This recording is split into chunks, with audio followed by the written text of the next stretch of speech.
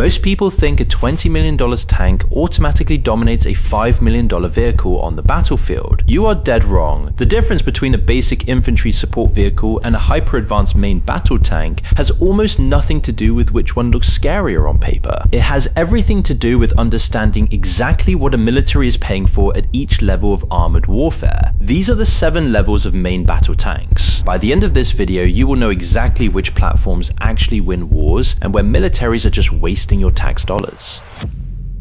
Level 1, the entry domestic projects. This is where developing military powers establish their baseline, and there is absolutely no shame in that. An entry-level tank combines off-the-shelf foreign technologies with localized manufacturing to keep costs down. The defense minister's job here is to create baseline deterrence. Every unit rolling off the assembly line needs to function reliably. Whether it is deployed in the desert or the mountains, it just needs to work, which is already a higher standard than half the self-checkout machines in America. The big names at this level are China's Type 99A, the Pakistani's Al-Khalid I, and India's Arjun Mk-1. Here's what armchair generals get wrong about these baseline tanks. They are not failed attempts at building an Abrams. They are specifically designed for mass deployment and regional sovereignty. That Type 99A holding down a border is doing exactly what its designers intended. It is the tank version of a dependable Honda Accord. Nobody turns around to admire it in the parking lot, but somehow it is still doing its job 14 years later.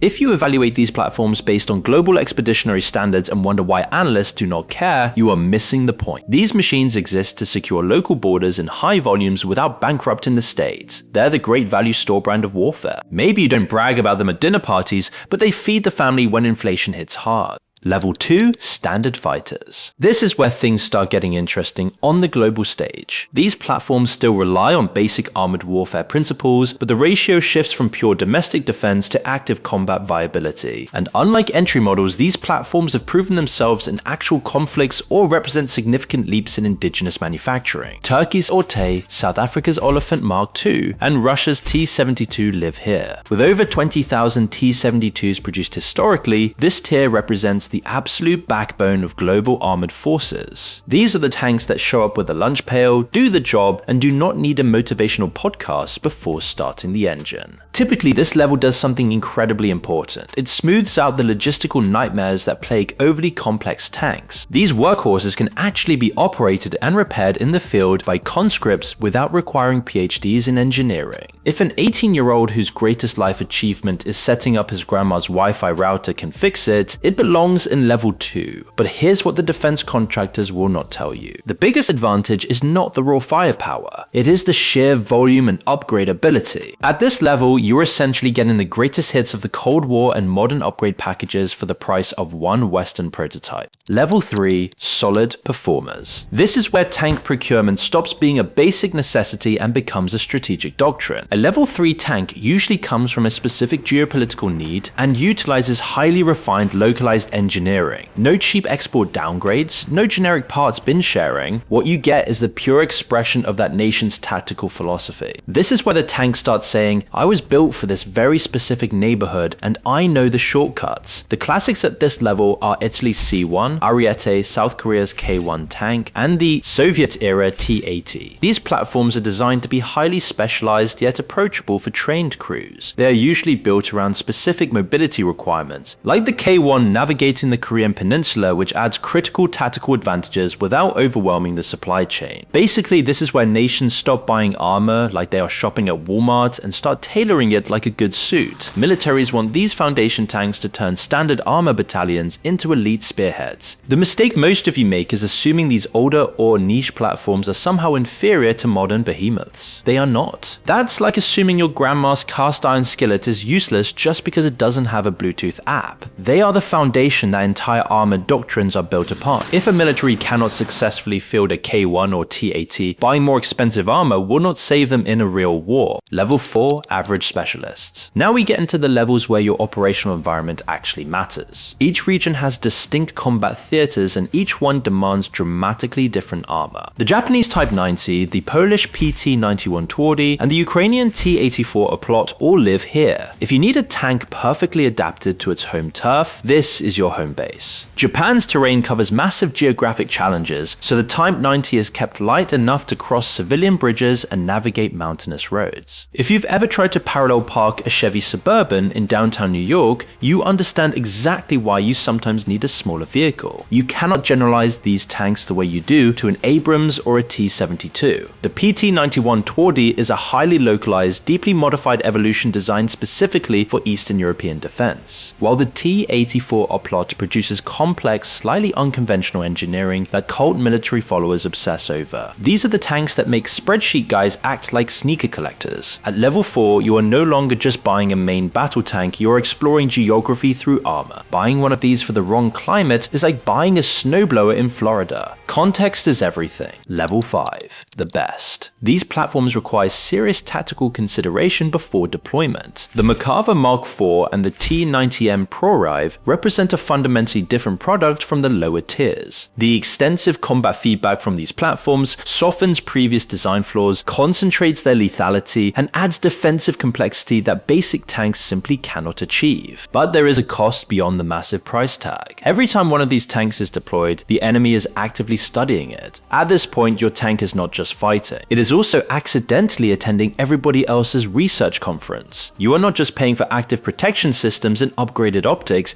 you are paying for constant modernization. It's like the subscription model on your smartphone apps, except instead of paying $9.99 a month to remove ads, you're paying millions to not explode. Here's where you need to be honest with yourself as a tank analyst. Most people cannot reliably distinguish the actual battlefield impact of a modernized T-90M ProRiv from a well-upgraded older variant in a chaotic combat zone. From far away, a lot of people are basically doing tank analysis the same way uncles review televisions at Costco. Very confident, not very accurate. The differences exist, but they are highly specific to crew training and logistics. You need a trained eye to appreciate what that extra armor and sensor suite is actually doing. If a military cannot explain why they need a Merkava over a cheaper alternative beyond saying it looks tougher, they might be better served spending that money on artillery or drones. Otherwise, they're just treating the national defense budget like a manic episode in the middle aisles of Target. Level 6. The elite platforms. This is where a main battle tank transitions from a tactical vehicle to a strategic experience. Standard tanks are heavily compromised to fit budget constraints, but these elite platforms skip that step almost entirely. You are getting the pinnacle of modern engineering exactly as the designers intended. The difference is profound. The M1 Abrams, the modernized French Leclerc XLR, and the Japanese Type 10 deliver intensity and complexity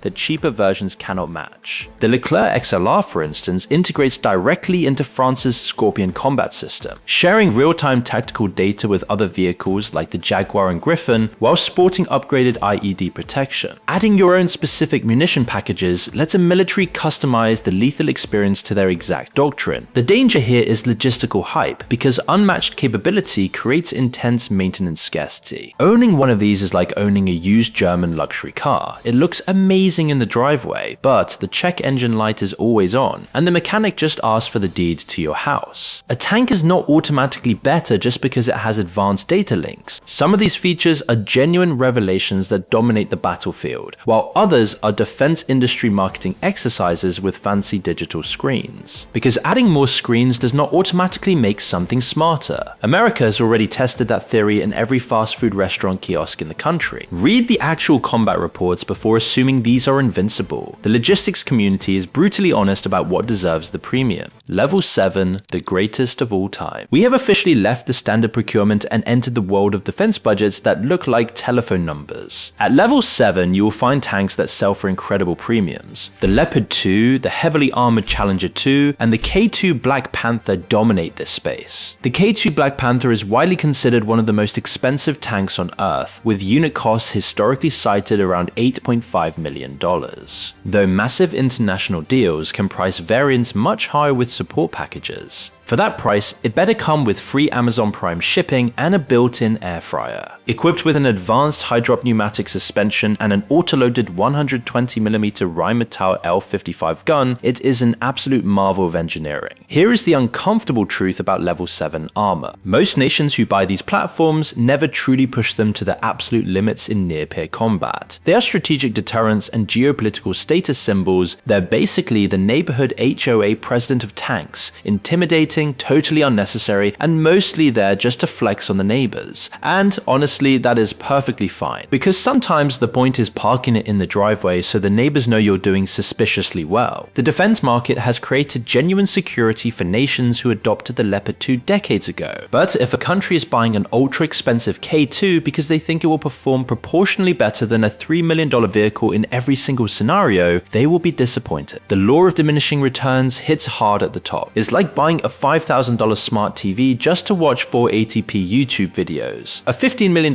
tank might be 10% more survivable than a $5 million vehicle, maybe 15% if you have an exceptionally trained crew. That math only works if the defense budget genuinely does not matter to your government. So where does that leave the average military? The sweet spot lives right in the middle between levels 3 and 5, from specialized foundation fighters through to the hardened veterans. This is where combat reliability and financial value actually align. Buy into level 3 to establish your armored doctrine, then explore level 4 to adapt to your specific geography. Splurge occasionally on level 6 when you need an elite spearhead. Unless you're building an army with a virtually unlimited budget, ignore the obsession with having nothing but level 7 tanks. That money buys a fleet of excellent workhorses backed by drones and artillery instead of one legendary platform. A balanced force will bring a nation far more battlefield success over time. The best tank is the one your logistics network can actually support. Everything else is just expensive parking lot furniture. Thanks for watching. Subscribe if you want more entertainment like this, and I will see you in the next one.